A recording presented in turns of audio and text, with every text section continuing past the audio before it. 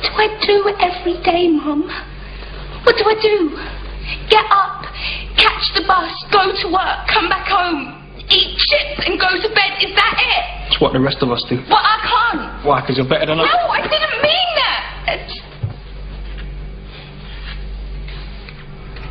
But it was. It was a better life. And I don't mean all the travelling and seeing aliens and spaceships and things. That don't matter.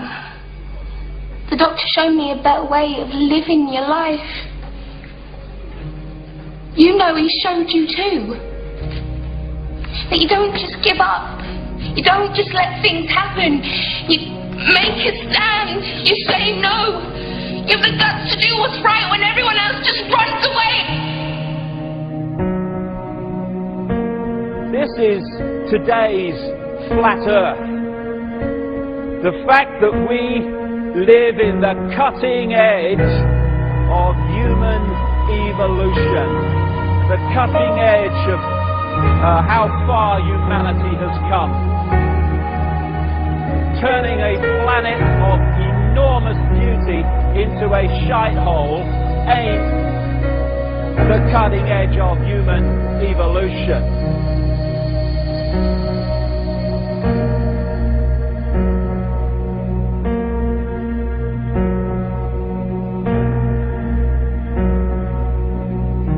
As Michael Elner said, just look at us. Everything is backwards. Everything is upside down. Doctors destroy health. Lawyers destroy justice. Universities destroy knowledge. Governments destroy freedom. The major media destroys information. And religions destroy spirituality. I think there's more to know here. Isn't that weird? We always kill the guys who try and help us. Isn't that strange? We let the little demons run amok. Always. John Lennon, murdered. John Kennedy, murdered. Martin Luther King, murdered. Gandhi, murdered. Reagan, wounded. You know. Bad fucking choice. You find that people that are in positions of apparent power, like prime ministers and presidents, are actually puppets of the real power, which doesn't put itself on public display. Why would it? I mean, does anyone really think that George W. Bush is running America?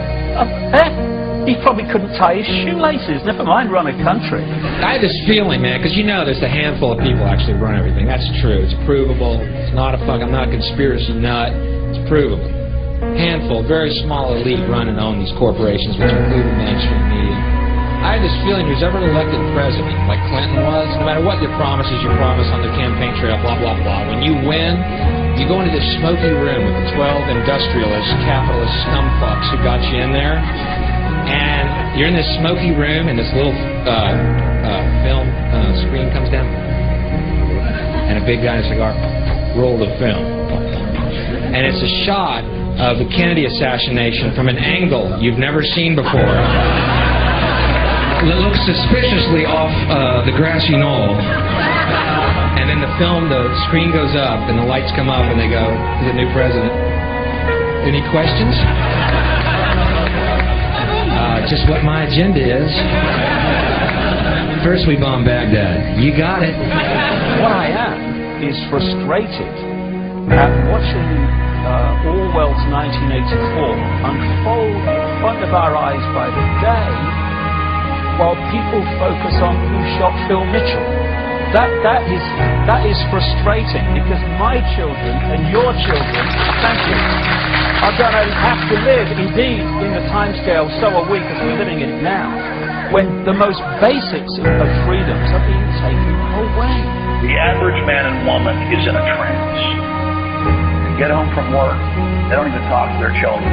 They turn the television on, and they let those corporate messages set the agenda in their lives. All you ever hear about in this country is our differences. That's all the media and the politicians are ever talking about, the things that separate us, things that make us different from one another. That's the way the ruling class operates in any society. They try to divide the rest of the people. They keep the lower and the middle classes fighting with each other so that they, the rich, can run off with all the fucking money. Fairly simple thing, happens to work. you know anything different, that's what they're going to talk about. Race, religion, ethnic and national background, jobs, income, education, social status, sexuality, anything they can do, keep us fighting with each other so that they can keep going to the bank. Divide and conquer is the motto. And as long as people continue to see themselves as separate from everything else, they lend themselves to being completely enslaved. We've all seen vast herds or flocks of sheep controlled by a sheepdog and an authority figure called a shepherd.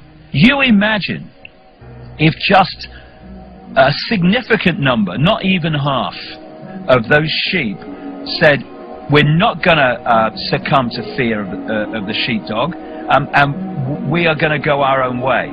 And those sheep start going in their own way, they start expressing their uniqueness, and they stop acquiescing to the authority figure and succumbing to fear. Where's the power of the shepherd now? Where's the power of the sheepdog now? They have no power except in acquiescence by the mass of the sheep to the perceived power that they have. We need to start seeing humanity in these terms very, very quickly. I've seen these ants do great things. And year after year, they somehow manage to pick food for themselves and you. So who is the weaker species? Ants don't serve grasshoppers. It's you who need us.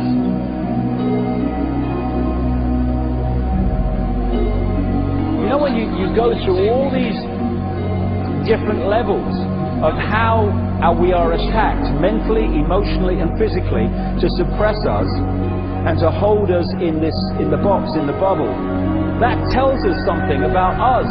What people don't realize. Oh, it's negative. No, it's not negative. It's extremely positive, if you want to use those terms, because it's telling us who we really are. The level of suppression on multi-levels, in multi-ways, that they've had to go to and continue to go to hold us in servitude shows the potential of genius and magnificence that we really are. And that's our natural state.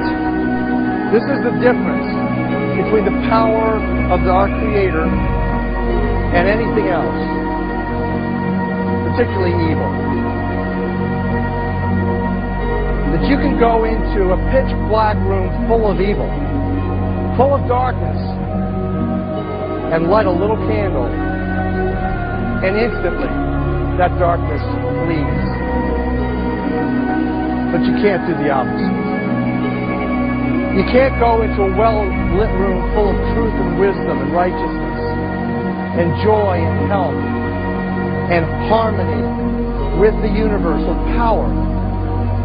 You can't take any amount of darkness and go into that well-lit room and have any effect whatsoever.